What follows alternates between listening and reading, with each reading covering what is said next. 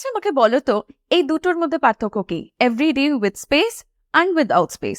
চলো আজকে শিখি। এভরিডে যেখানে আমরা দেখতে পাচ্ছি উইদাউট স্পেস ব্যবহার হয়েছে, সেটা এমন কোনো জিনিসকে ডিসক্রাইব করে যেটা প্রত্যেক দিনকার, যেমন প্রত্যেক দিনকার জামা কাপড়, প্রত্যেক দিনকার ঝামেলা, প্রত্যেক দিনকার নাটক, প্রত্যেক দিনকার কাজ। কিন্তু যখন আমরা দেখতে পাচ্ছি যে এভরি এবং ডে এর মধ্যে স্পেস রয়েছে, সেটা হলো একটা অ্যাডভার্বিয়াল ফ্রেজ, এবং ডেইলি বোঝাতে, প্রত্যেক দিনকে বোঝাতে, ইচ ডে অর্থে আমরা এভরি এবং ডে এর মাঝখানে স্পেস ব্যবহার করি।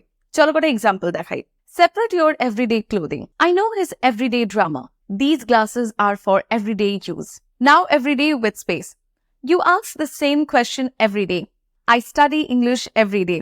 You get videos on this channel every day. এবার তোমরা বলো, এটা তার প্রত্যেক দিনকার রুটিন। সে প্রত্যেক দিন স্কুলে সাইকেলে করে যায়। এই সেন্টেন্সগুলোকে আমরা কিভাবে লিখবো? চট করে কমেন্ট সেকশনে লিখে জানাও।